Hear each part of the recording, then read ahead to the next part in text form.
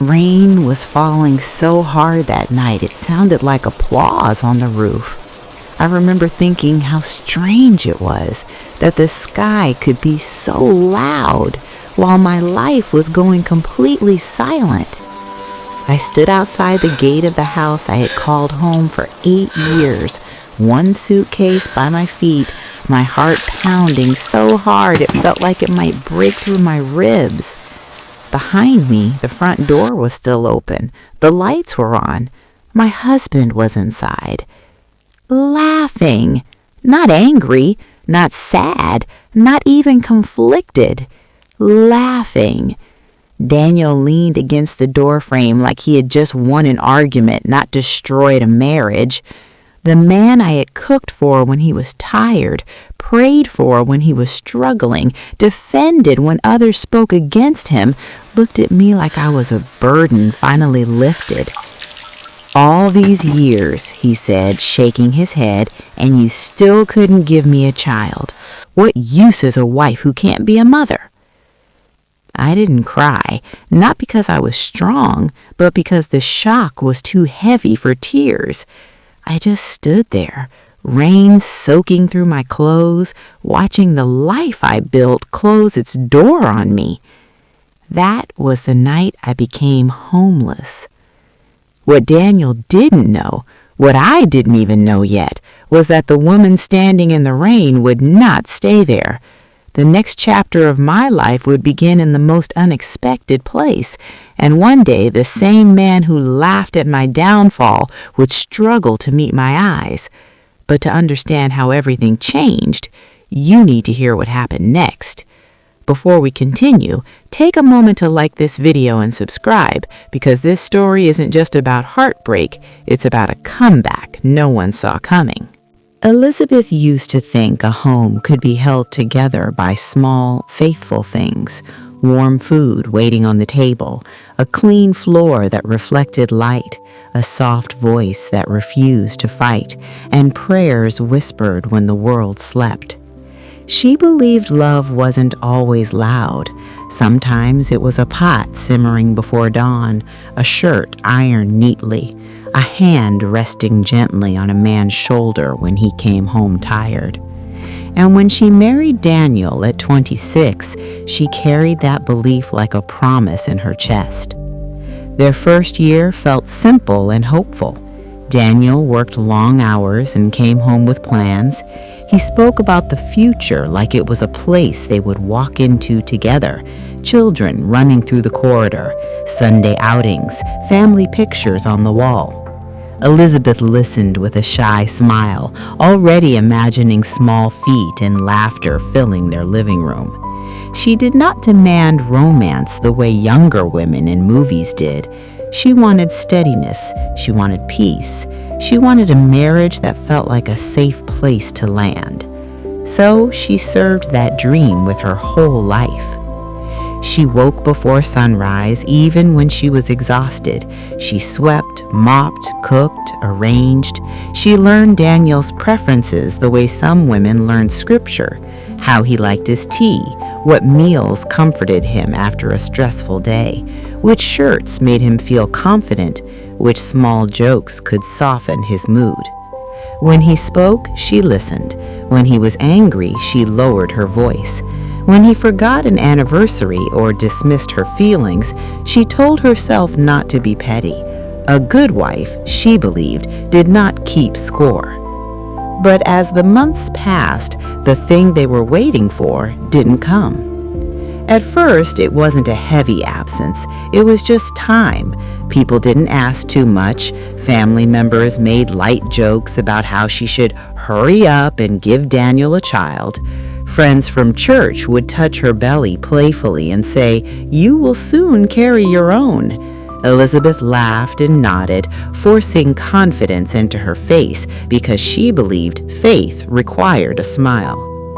Then the second year came, and the third, and with each year the questions became sharper, more pointed, more public. It wasn't just older aunties anymore. Even strangers in church began to ask as if it was their business, as if her body was a community project that had failed. What are you waiting for? Are you sure you are okay? Maybe you should see a doctor. And every question landed like a slap disguised as concern. Elizabeth did go to the doctor. She went quietly, like it was a secret. She held test results in envelopes she hid under clothes in the wardrobe. She swallowed vitamins that made her nauseous. She learned the language of scans and cycles and timing. She smiled at Daniel in the bedroom on certain nights, even when she felt tired, because hope had become a duty. Each month she waited. Each month she prayed harder. Each month she told herself this would be the one. When her period came, it felt like grief arriving uninvited.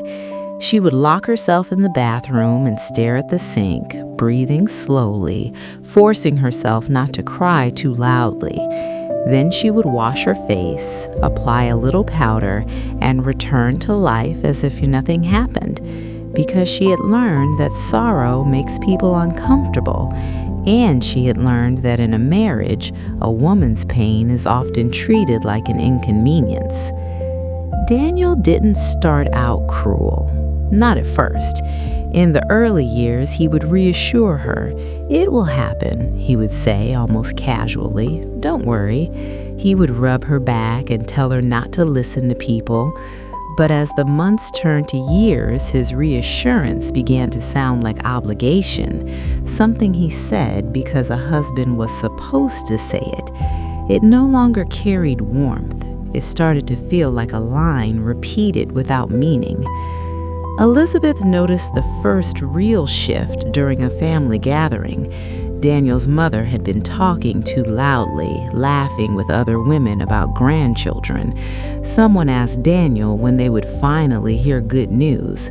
Elizabeth held her breath, waiting for him to defend her with a joke, with a gentle response, with anything that would show they were in this together. Daniel smiled, not warmly, not proudly, just a tight smile. "We're still trying," he said, and his eyes did not meet Elizabeth's. That was the first time she felt truly alone inside her marriage, not because the world was talking, but because her husband had stopped looking at her like a partner in the struggle. He had started to look at her like the struggle itself. Still, Elizabeth refused to allow bitterness in. She kept serving, she kept praying, she kept trying to build a peaceful home around an invisible wound. She fasted on Mondays. She attended prayer meetings where women shouted and cried and held their wombs with trembling hands. She allowed older women to lay hands on her head and speak loudly over her as if her body was a door that needed to be forced open. Fruitfulness, open doors, divine conception. Elizabeth would close her eyes and whisper amen, tears slipping down her face. Afterwards, she would get up, smile politely, and tell everyone she believed. And she did believe. She believed so much that sometimes she couldn't tell if it was faith or desperation. There were days she watched other women announce pregnancies like casual blessings. In church, babies were carried to the front wrapped in lace while the mothers glowed with pride. Elizabeth clapped. She smiled. She even bought gifts. She attended naming ceremonies with a bright wrapper and warm words, hugging new mothers and telling them how beautiful their babies were. Then she would return home and sit in silence, her own arms empty, her throat tight, her heart aching in a way words could not explain. At night, she lay beside Daniel and listened to his breathing. She tried to talk sometimes, not to beg, just to connect. "How was your day? Are you okay? Do you want us to pray together?" But Daniel had started responding in shorter sentences. He was tired, he was busy, he had work, always work. The intimacy between them began to change as well. At first, it was gentle love. Then it became timed, transactional, certain days only, certain expectations. and when it didn't lead to what he wanted, he would turn away faster, sometimes with a sigh that felt like blame. Elizabeth began to study his moods the way a person studies weather. Some evenings when he entered the house, she could tell immediately whether peace would survive the night. She learned to soften her steps when he was quiet. She learned not to ask questions when his jaw tightened. She learned how to speak in a careful tone, as if her words might ignite something dangerous. Yet she still defended him to others. When friends asked how her marriage was going, she smiled and said, "We're fine. Daniel is just under pressure." When her family hinted that she should stand up for herself, she said, "Marriage is not easy. I'm managing." She became an expert at protecting Daniel's image while her own heart quietly bruised. Sometimes, alone, she wondered if she was doing something wrong. Was she not woman enough? Was her body punishing her? Did God forget her? Those thoughts scared her, so she pushed them away with prayer. She returned to her routines like a shield, cooking, cleaning, serving, waiting.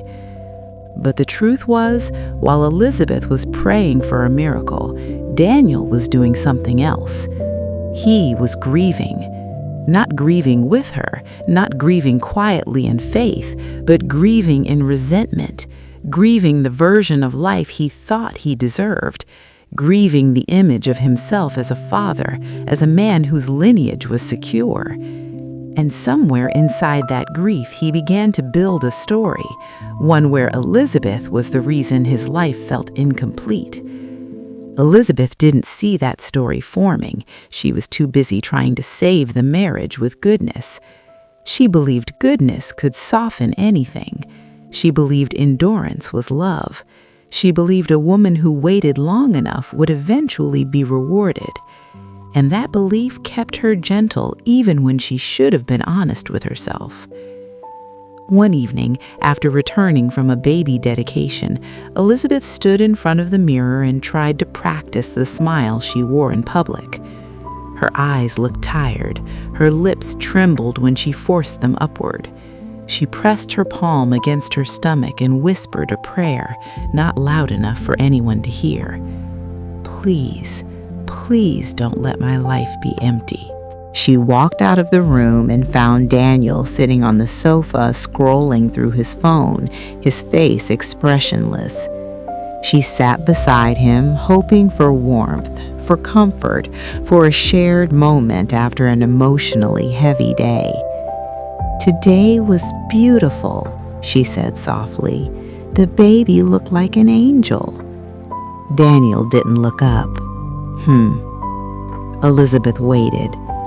"One day," she added, trying to sound hopeful, "we'll do ours." Daniel's thumb paused on the screen. For a second, he went still, and Elizabeth felt that subtle shift, the air changing, the temperature dropping. He finally looked at her, not with cruelty, not yet, but with something colder than anger. Tiredness, disappointment, a quiet impatience that made Elizabeth's stomach sink. "We'll see," he said, turning back to his phone. That was all, 2 words, but they landed heavy like a door closing gently instead of slamming, still final, still painful. Elizabeth sat there with her hands folded in her lap, trying to swallow the lump in her throat. She told herself not to overthink. She told herself he was stressed. She told herself tomorrow would be better. But that night, lying in bed, she stared into the darkness and felt the distance between them like a widening crack. She had been fighting for their marriage with prayer and patience, but she couldn't ignore what her spirit already knew. Daniel wasn't waiting the way she was waiting. He was counting, and somewhere deep inside him, he had started to believe she owed him something her body could not give. Elizabeth closed her eyes and whispered another prayer, the kind that sounds brave but is made of fear. Lord, help me hold this home. She didn't know that she was holding it alone. At first, Elizabeth told herself she was imagining things. Marriage had seasons, people said. There were busy times, stressful periods, moments when affection dipped and returned again. She held on to those explanations the way a child clings to a blanket in the dark.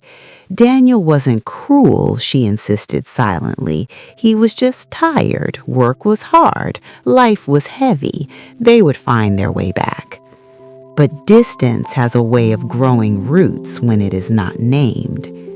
It began with small absences. Daniel started coming home later than usual, his footsteps quieter, his greetings shorter. Where he once dropped his bag and asked, "How was your day?" he now moved past her with a distracted nod, already loosening his tie, already somewhere else in his mind. Elizabeth would stand by the kitchen doorway, wiping her hands on a towel, waiting for him to look at her the way he used to. Most evenings, he didn't. She filled the silence with effort. She tried new recipes, set the table more carefully, lit candles once, hoping to soften the air between them. Daniel glanced at the setup, frowned slightly, and asked why she was doing too much. She laughed it off, said she just wanted a nice evening. He ate in near silence, eyes fixed on his phone, replying to messages she pretended not to notice. She began measuring her words before speaking. If she asked about his work and he sighed, she apologized for disturbing him. If she stayed quiet too long, she worried he might think she didn't care. There was no right balance anymore. Every conversation felt like stepping onto thin ice, unsure where it might crack. Then the comparison started. They slipped into conversations casually at first, like observations rather than accusations. "Did you see Tunde's wife?" Daniel said one evening, scrolling through social media. "Second baby already." Elizabeth forced a smile, nodding as if the information were neutral. "It's good for them," she said softly. Daniel hummed in response, but there was a pause that felt heavier than the words themselves. Later, it became more direct. "Other women don't struggle like this," he muttered one night when she mentioned another doctor's appointment. He didn't look at her when he said it, which somehow made it worse. Elizabeth's hands froze over the cutting board. She told herself he didn't mean it the way it sounded. She told herself pain makes people say things they don't fully understand. But the words stayed. Other women, not like this. His mother's visits grew more frequent after that. They were no longer casual stopovers with food and laughter. They became inspections disguised as concern. She would sit on the sofa, her handbag perched stiffly on her lap, eyes scanning the house as if searching for proof of Elizabeth's failure. "Have you tried that herbal mixture I told you about?" she asked loudly, not bothering to lower her voice even when Daniel was within earshot. "Or are you still depending only on doctors?" Elizabeth nodded politely, promising she would try. Her throat would tighten, but she kept her tone sweet. A good wife, she believed, respected elders. The questions grew sharper over time. "Daniel needs children. You know that, don't you? You can't just sit and wait forever. You should be praying harder." Elizabeth smiled, poured drinks, offered snacks, all while feeling as though she were shrinking in her own living room. She looked to Daniel for support, for a gentle defense, for even a simple change of topic. Most times he stayed quiet. Occasionally, he would clear his throat and say, "Mama, leave it." But there was no real conviction in his voice. It sounded more like obligation than protection. After his mother left, the house felt even heavier. Elizabeth would stand in the kitchen, washing plates slowly, replaying every word in her head, wondering if she had answered wrongly, if she had embarrassed Daniel by not being enough. Daniel began eating less of her food. At first, he claimed he had already eaten at work. Then he said he wasn't hungry. Plates returned half full, untouched. Elizabeth adjusted spices, changed menus, asked gently if something was wrong with the meals. Daniel shrugged. "I just don't feel like eating much," he said, though she noticed he snacked later when he thought she wasn't looking. Dinner, once their shared space, became another quiet battlefield. Nights changed too. Daniel used to reach for her hand in bed, even absent-mindedly. Now he lay on his side, back turned, the distance between them widening inch by inch until it felt like the mattress itself had grown larger. Elizabeth stared at the ceiling, listening to the soft rhythm of his breathing, wondering when the last time was that he had pulled her close without calculation. She began to move more carefully around him, like a guest afraid of overstaying her welcome. If he looked irritated, she softened her voice. If he was quiet, she tried not to disturb the silence. She apologized for things that did not need apologies, noise, delays, even her own presence in shared spaces. The house grew quiet in a way that was not peaceful. It was the kind of quiet that hums with things unsaid, the kind that presses on the chest at night, the kind that makes even ordinary movements feel loud. Elizabeth would pause before turning on the blender, hesitate before laughing at a television program, lower her footsteps as if sound itself might trigger an explosion. She told herself this was a test of love. If she could just be more patient, more understanding, more prayerful, Daniel would come back to her. She increased her fasting days. She prayed longer at night, whispering promises to God that she would endure without complaint. She attended more church programs, asking for grace to be a better wife, never once asking whether she deserved to be treated better, too. Sometimes she stood in the bathroom, staring at her reflection, rehearsing smiles before facing Daniel again. She refused to let him see her cry. If she broke down, she did it quietly, with a tap running to hide the sound. One evening, after returning from work, Daniel sat heavily on the sofa and loosened his collar. Elizabeth approached gently with a glass of water. "You look tired," she said. "Rough day?" Daniel took the glass without meeting his eyes. "Same as always," he muttered. She sat beside him, hoping to bridge the growing gap. "Maybe we can go out this weekend," she offered. "Just the two of us, like before." Daniel let out a short laugh, but there was no humor in it. "Before what?" he asked. The question hung in the air, sharp and unexpected. Elizabeth felt her stomach drop. She didn't know how to answer. Before the silence? Before the disappointment? Before the unspoken blame? She just meant spend time together, she said softly. Daniel shook his head and stood up. "I'm tired, Elizabeth. Not everything needs a plan." She watched him walk away, the glass still in her hand, condensation dripping onto her fingers. Something inside her ached, not just from what he said, but from how little he seemed to want to be close to her anymore. Still, she tried harder. She ironed his clothes with extra care, left encouraging notes in his lunch bag once, small words of love she hoped would warm him. He never mentioned them. She didn't even know if he saw them. Silence slowly hardened into something colder.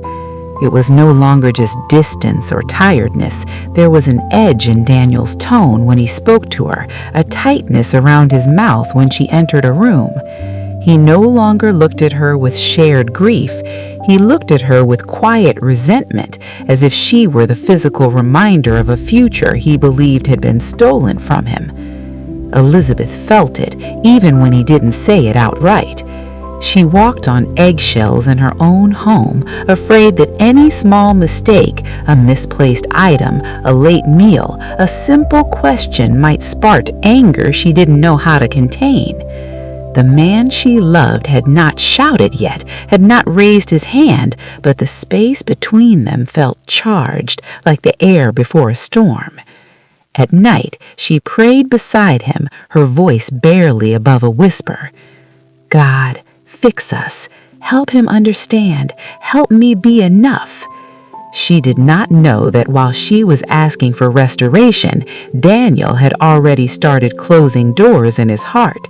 She was still fighting for their marriage with patience and prayer.